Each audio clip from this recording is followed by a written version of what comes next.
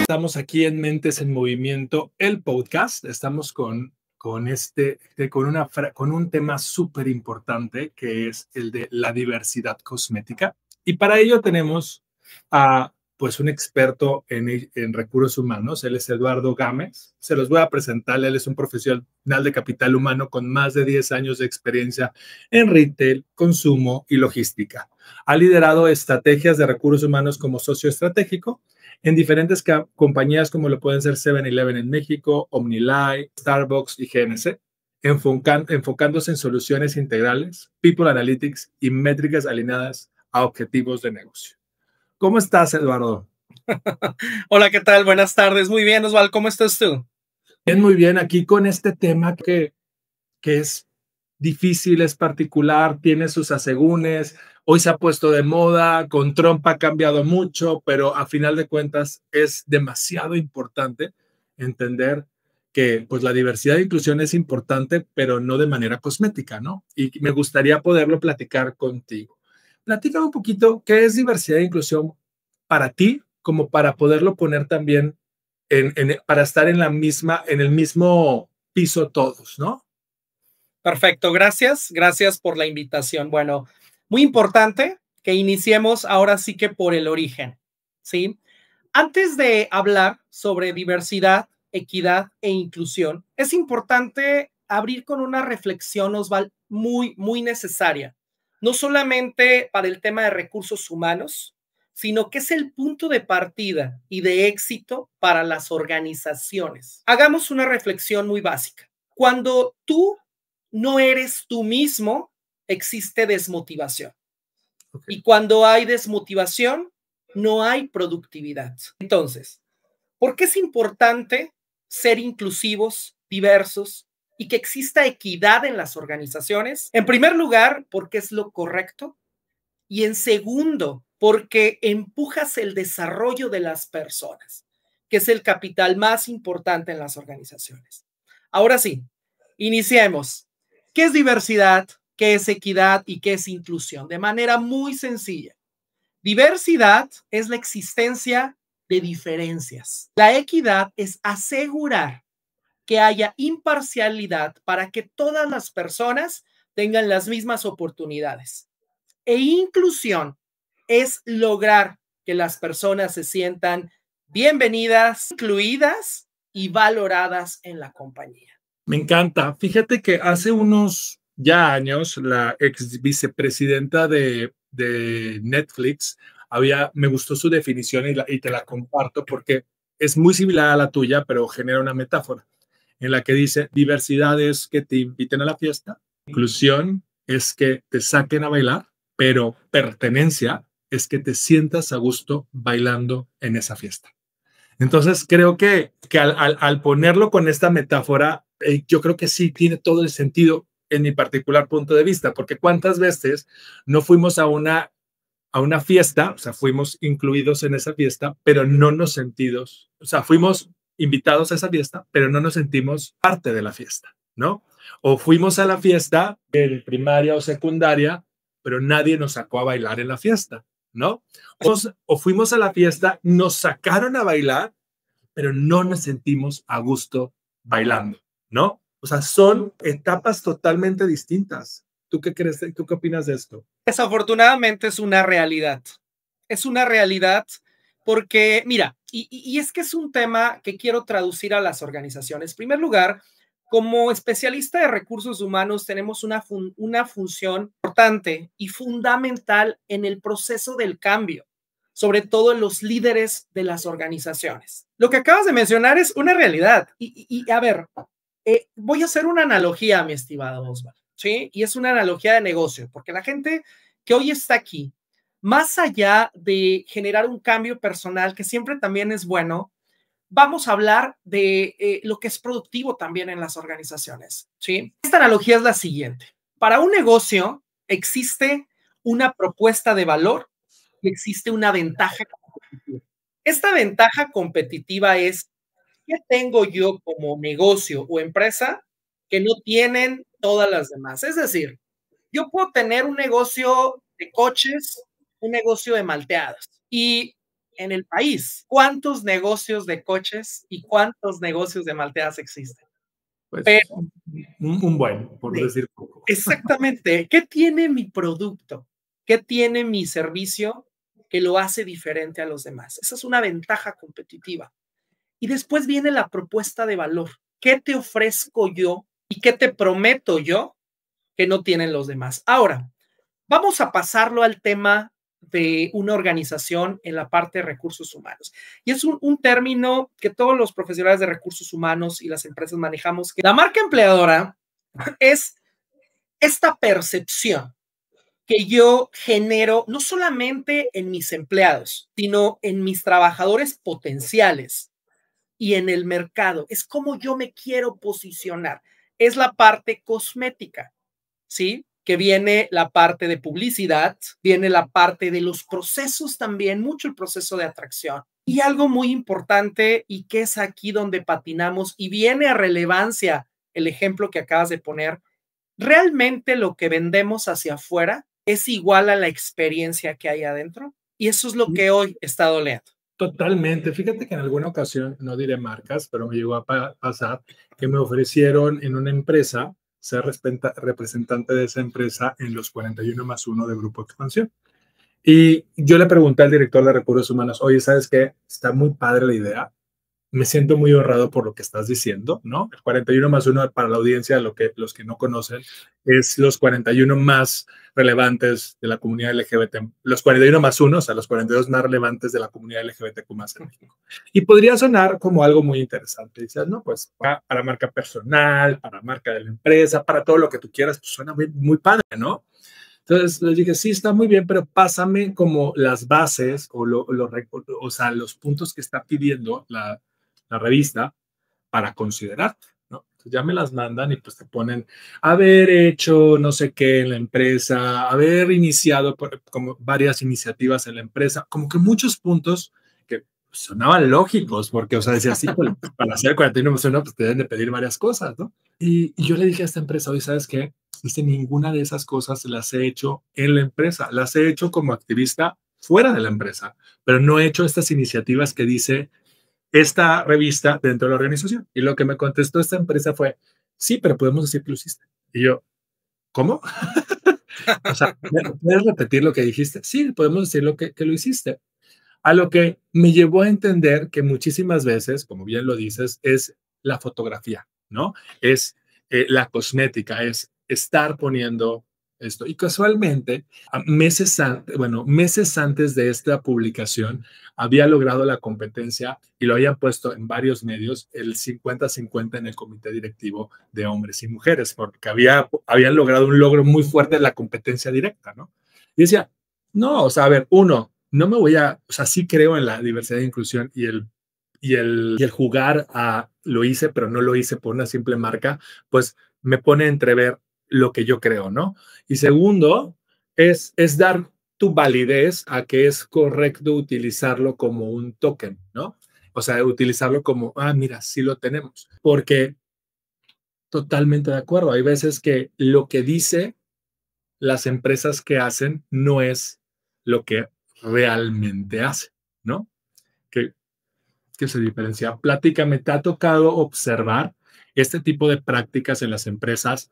No, no me refiero a tus empresas anteriores, me refiero más bien como ya sea en medios o ya sea en conversaciones, ¿has escuchado este tipo de cosas? Definitivamente. Mira, Osval, la realidad es que es muy común y a veces no lo hacemos de manera intencional.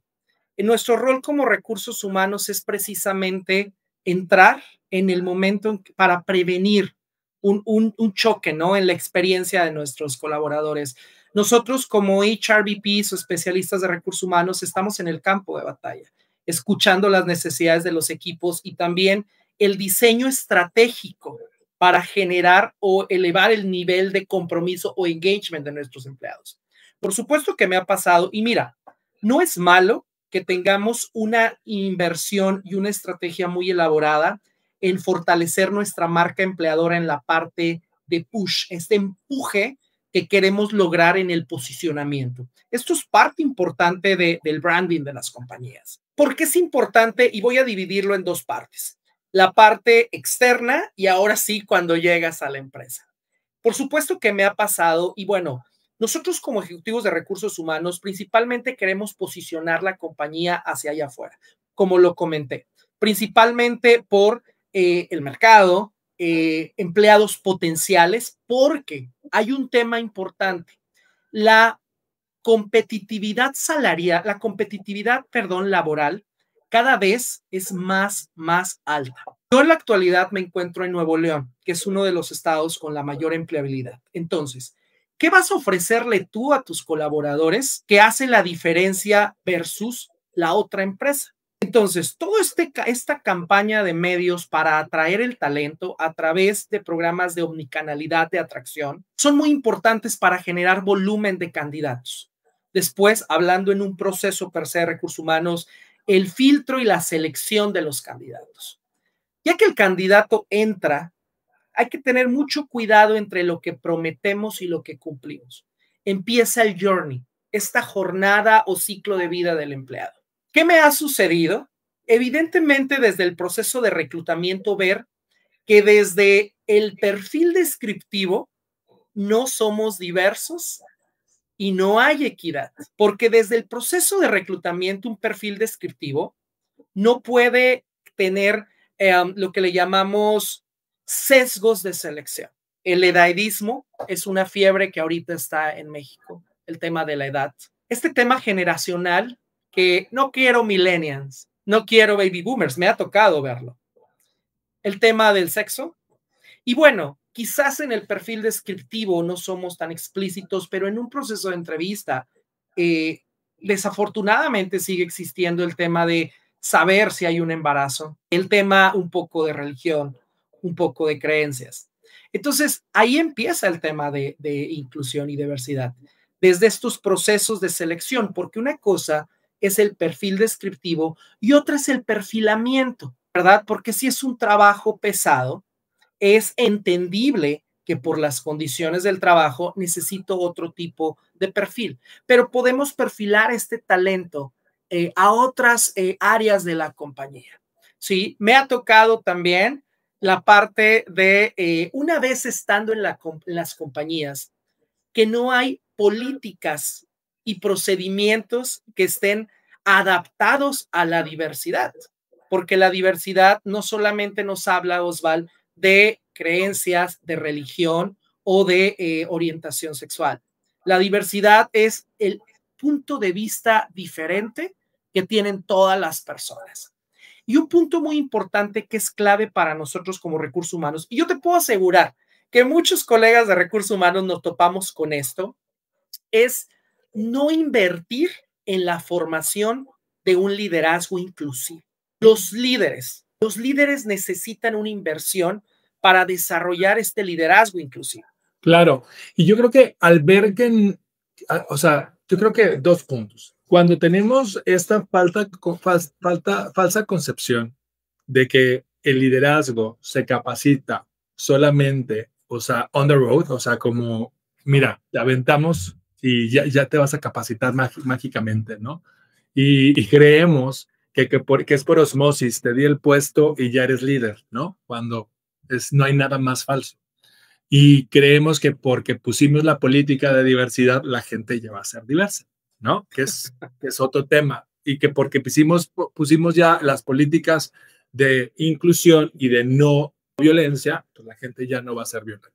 Cuando la parte de recursos humanos va más a profundidad. Y eso es lo que me gustaría platicar contigo. ¿Cómo podría la empresa empezar a diferenciar cuando está haciendo políticas solamente por poner arcoíris y vestirse de morado, o sea, vestirse de morado en marzo, poner arcoíris en junio, julio y todo lo demás, o sea, ya sabemos. Claro.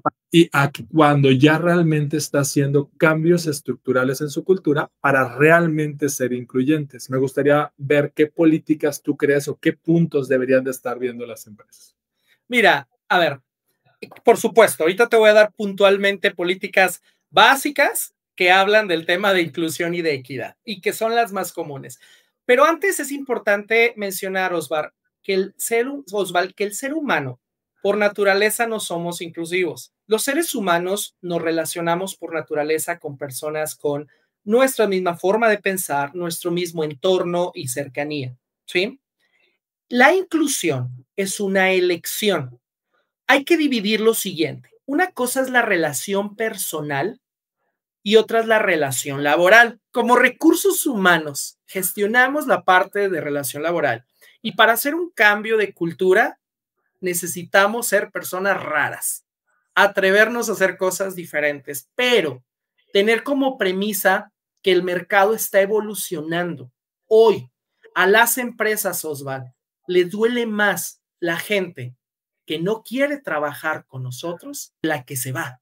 Y mira que los índices de rotación operativa en las compañías, inclusive también rotación staff, cada vez es más alta, porque es el factor de desmotivación. Ahora, ¿cuáles son estas políticas claves que a veces de forma decimos que somos inclusivos? Tú lo acabas de narrar claramente con todo este paquete de publicidad visual y que brandea muy padre los espacios de trabajo, pero vamos a partir de, hay un reclutamiento inclusivo, es decir, en mi perfil descriptivo y en este proceso de reclutamiento y selección de las personas, ¿por qué excluimos por zona geográfica?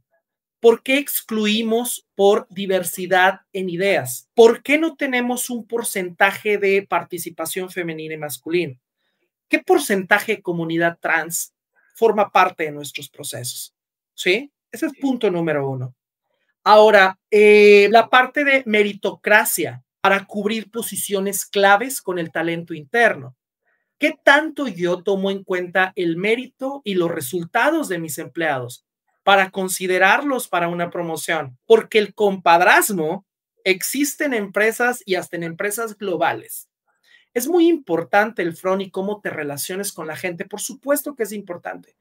Sin embargo, tiene que haber una congruencia entre la gente que yo desarrollo y sus resultados, ¿sí? Entonces, estas políticas de desarrollo de talento. Una política muy importante, Osval, la política de sueldos y compensaciones. ¿Cómo aseguro que hay una equidad en sueldos para todos mis colaboradores? Ahora, estoy hablando de equidad, no de igualdad, porque cada persona, cada ejecutivo en el mundo de recursos humanos, sobre todo en la parte de compensaciones, Osval, hay políticas y evidentemente tu background salarial es el que se toma en cuenta para hacer alguna nivelación per se salarial.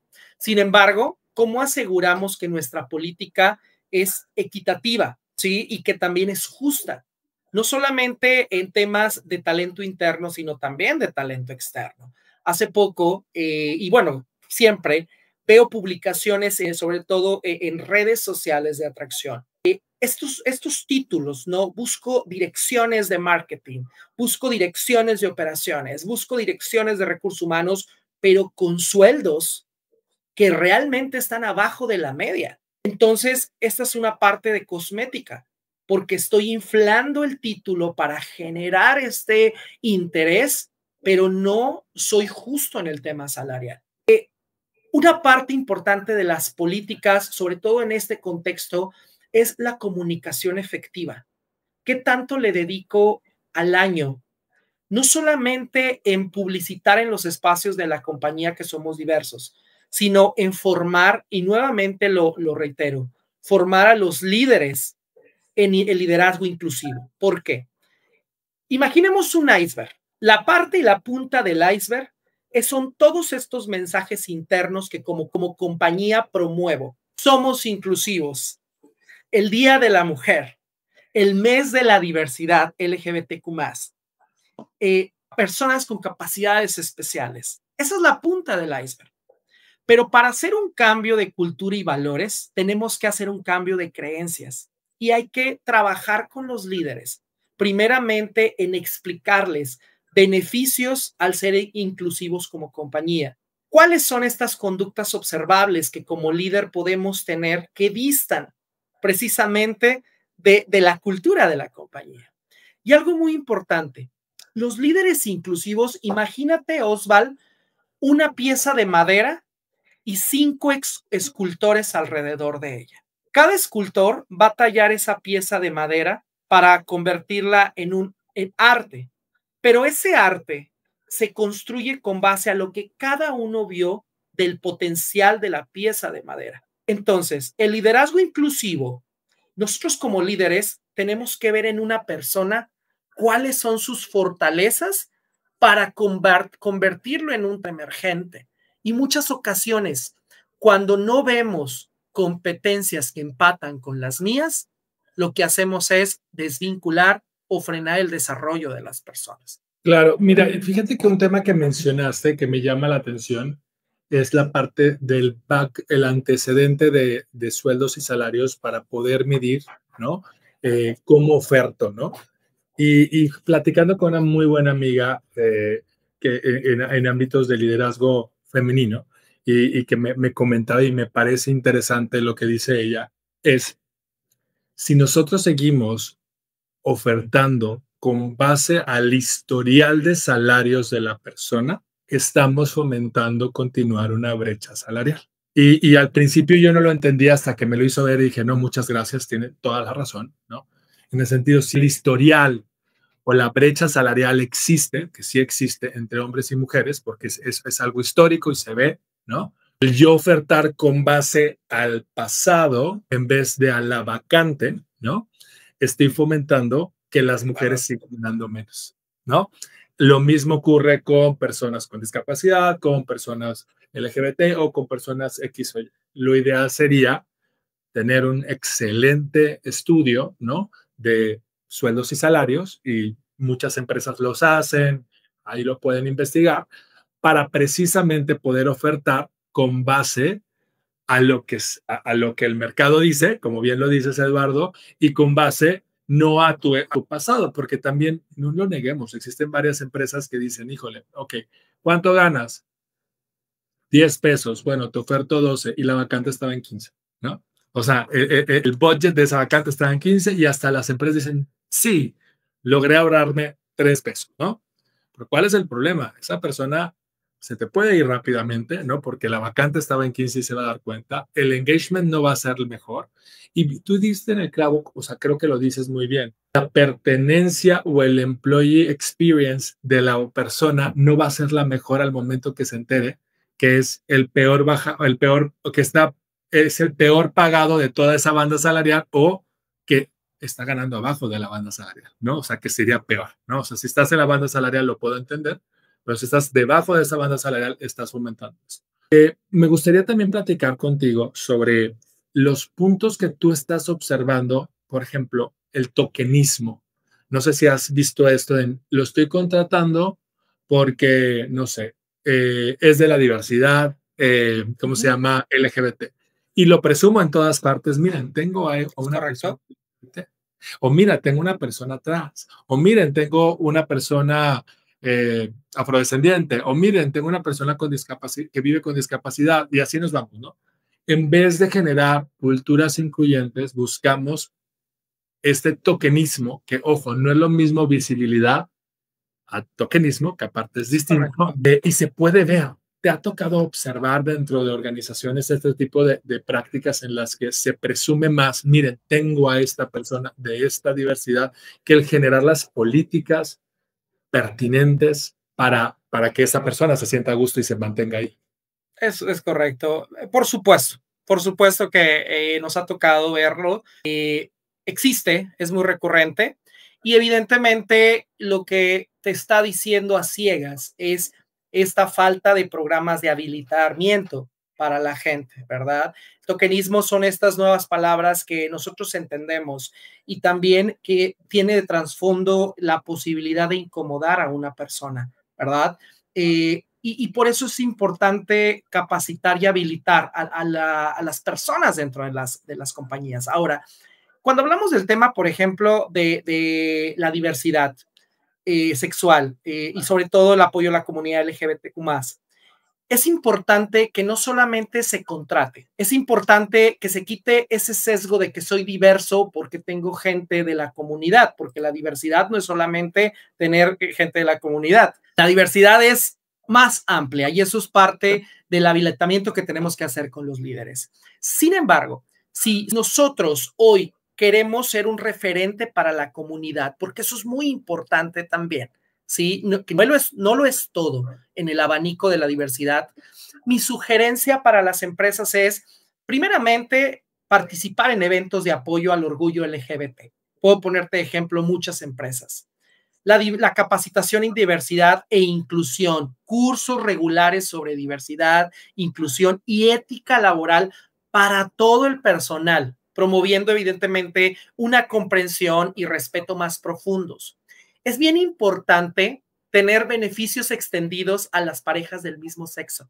Y no solamente parejas del mismo sexo, en general, cuando trabajan familias, ¿sabes? Que evidentemente hay políticas en donde se puede regular el trabajo de familias, pero eso también es incluyente. Y el desarrollo de líderes en inclusión, soy insistente en eso, brindar desarrollo específico a los líderes en temas de inclusión y seguridad psicológica, ¿sí? Para que puedan apoyar a sus equipos de manera efectiva. El recurso, invertir en el recurso no solamente genera productividad, sino genera tener puertas y ser una compañía que pueda estar sanamente posicionada en el mercado.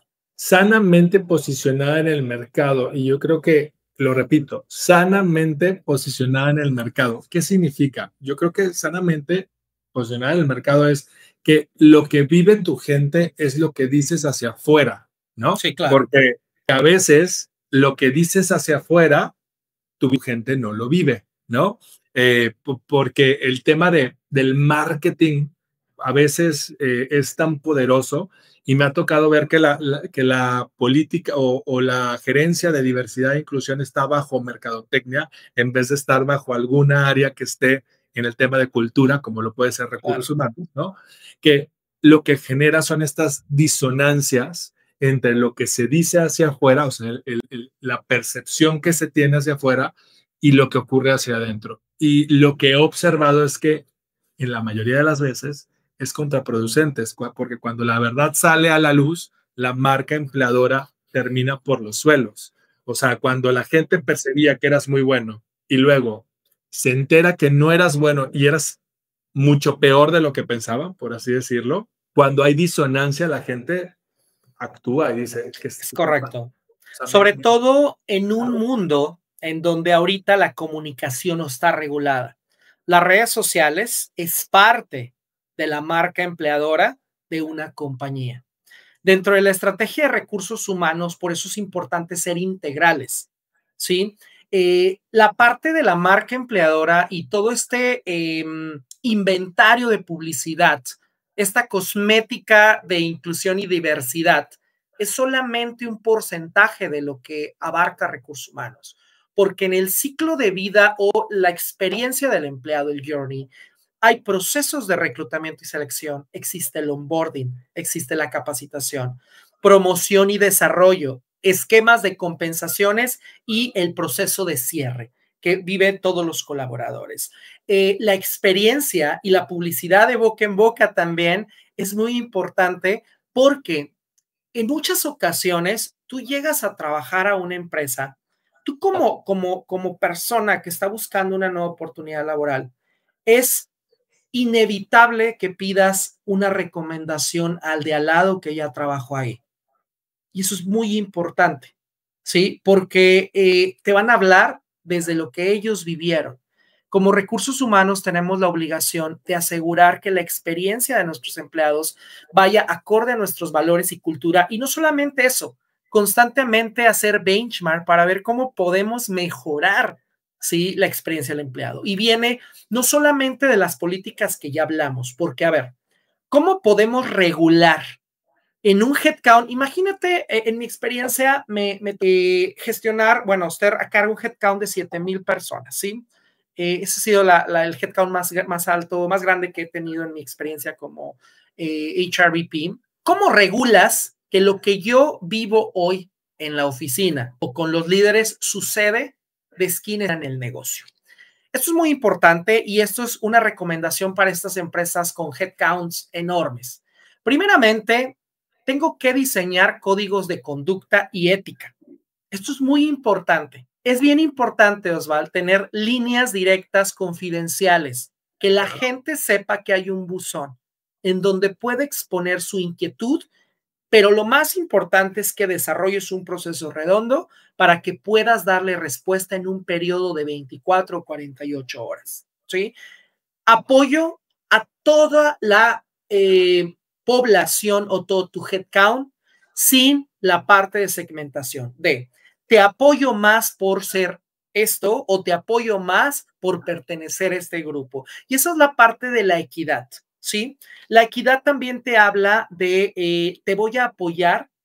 Somos igual con los iguales e igual con los desiguales. Evidentemente, al ser madre de familia y estar en un periodo de gestación, necesitas ciertos horarios específicos. Y cuando estás en el periodo de lactancia, lo mismo. Entonces, ¿soy desigual porque no lo hago con otra mujer que no es madre de familia? No, estoy siendo equitativo porque son diferentes condiciones. Pero todo esto se regula con códigos y con reglas específicas y que también socialicemos con las personas. Vienen cambios el siguiente año, sobre todo en la jornada de horas, y no me quiero desviar. Vienen cambios interesantes. Por eso es importante que ahorita las compañías planteemos qué tan diversos somos, porque lo más inteligente que tú puedes ayudarle a un negocio es ayudar a que su gente esté motivada. Y cuando está motivada, saca el mayor potencial.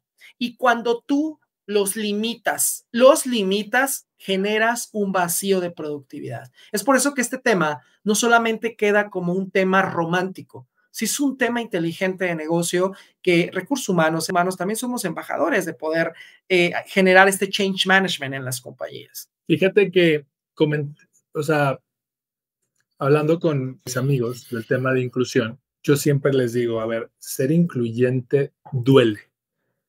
Y todos se me quedan viendo, no digas eso, Osval, ¿por qué dices eso si la gente no lo va a querer poner? No. Ser incluyente duele y por lo que decías previamente, ¿no? O sea, implica generar varias políticas, implica entender lo que necesitan personas distintas a ti, implica escuchar, implica mucho más esfuerzo. O sea, yo creo que es menos dirigir una empresa donde tienes puros clones, es mucho más sencillo que dirigir una empresa donde todos piensan distinto. Ojo, no quiero decir que sea más productivo, no quiero decir que vas a tener márgenes de utilidad más grandes, no quiero decir que vas a tener más innovación, al contrario, vas a tener más innovación con gente diversa, vas a tener más margen con gente diversa y vas a ser más productivo con gente diversa. Pero al principio, y yo les decía, pongamos este ejemplo. Imagínate que tú estás en tu open space, ¿no? Ahí. Y de la nada llega una persona con con problemas visuales y llega con su perro de apoyo, ¿no? ¿Te vas a sentir incómodo? Pues sí. ¿Por qué? Porque no sé si acariciarlo, no sé si ayudarle, no sé si sería prudente dirigirlo a donde tiene que llegar, no sé qué hacer. Me siento incómodo porque nunca me he enfrentado a eso. Entonces, el miedo a lo desconocido, ese es el primer paso, superar el miedo a ese desconocido para ser incluyente. Y después, pero la inclusión es superar esa incomodidad para después sentirte cómodo. Y es el equivalente a ir al gimnasio, Eduardo. Es como, a ver, cualquier persona que me diga que le encantó la primera sesión del gimnasio, cómo le dolieron los músculos y al día siguiente no poderse ni parar, está mintiendo. O sea, a nadie le gustó la primera sesión de gimnasio, pero conforme vas yendo otra vez, te va gustando más, vas liberando endorfinas y te vas sintiendo más a gusto con ese ejercicio. Pero, ¿cuál es el problema? Cuando te sentiste cómodo con ese ejercicio, quiere decir que tienes que subirle un nivel más, ¿no? Es correcto. Y eso ocurre en inclusión. O sea, y creo que el problema con muchas empresas, no sé si tú lo has observado, es que se quieren meter de lleno a la inclusión en vez de hacerlo paulatinamente, porque evidentemente si metemos todo de un jalón, híjole, es como ir al gimnasio, vas a dejar de querer hacerlo. Pero si lo vas haciendo paulatino para que todos se vayan acostumbrando a este nuevo proceso, pues vas a generar inclusive mucho mejor performance. Y hablando de gimnasio, ¿por qué? Porque si estás yendo a correr 5 kilómetros diarios y luego le subes a 10 y luego le subes a 15, vas a correr un maratón eventualmente. Pero si te aventaste 25 kilómetros en la primera sesión, lo más seguro es que al día siguiente vas a querer vomitar y no vas a querer volver a correr en toda tu vida, ¿no? Es No sé correcto. si tú lo has visto o te sientes reflejado con esta metáfora de cómo hacer procesos más incluyentes. Mira, sí, por supuesto. Y la realidad es que los retos del área de recursos humanos es enfrentar la constante evolución del mercado. A ver, y quiero responderte construyendo sobre lo que hablamos del tokenismo, porque ese es un tema muy, muy importante. Muchas veces nos encontramos con organizaciones que justamente creen que son inclusivas, porque han hecho una declaración de intención de trabajar con determinados pilares de diversidad. Tú ahorita lo acabas de decir, este tema de discapacidad.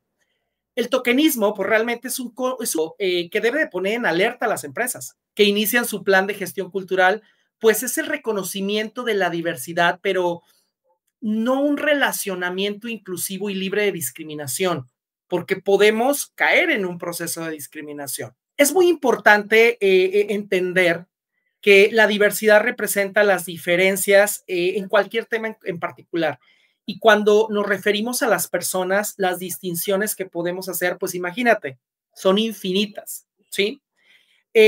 Para poder avanzar en temas de inclusión y diversidad, nosotros como recursos humanos planteamos que no basta con establecer métricas para aumentar la dotación del personal de grupos minoritarios, ¿sabes? Sino es necesario fomentar la cultura organizacional inclusiva, porque puede pasar estas situaciones que tú planteas. ¿Cómo voy a dirigirme hacia una persona que tiene algún tipo de discapacidad? ¿Sí? Entonces, cuando tú no sabes dirigirse, estamos hablando de un tema de falta de habilitamiento a las personas. Ahora, vámonos a la parte geográfica, la parte de las instalaciones.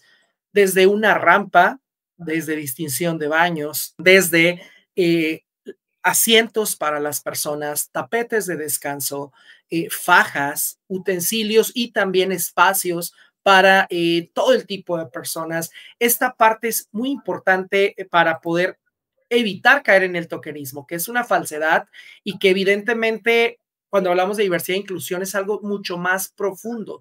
Eh, Impulsar una real inclusión de la diversidad es un importante desafío para las empresas en el mundo de hoy.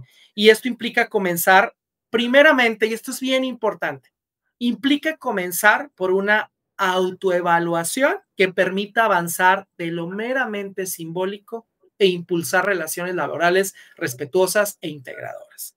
¿Y cuántas empresas hoy estamos abiertas a hacer una autoevaluación? Creo que Lo sí. dejo de tarea. Yo creo que eso se lo dejamos a la audiencia de tarea, porque, o sea, creo que muy pocas personas en mi particular punto de vista, pero vamos a dejarlo a la audiencia y que nos lo pongan en comentarios. Y me gustaría que concluyéramos con 3 puntitos que le pudieras dejar a la audiencia sobre cómo identificar si están generando una política de diversidad incluyente o simplemente están haciendo puro maquillaje en su organización. Muy bien. A ver, el tokenismo es una alerta, ¿sí? Cuando nosotros generamos una expectativa muy latente, evidentemente el ente de los líderes de la organización y ejecutivos de recursos humanos tiene que estar un poco más crítico, ¿verdad? Porque podemos estar vendiendo algo que no está maduro. Entonces, el tokenismo es una alerta que te pone en el radar que algo está pasando.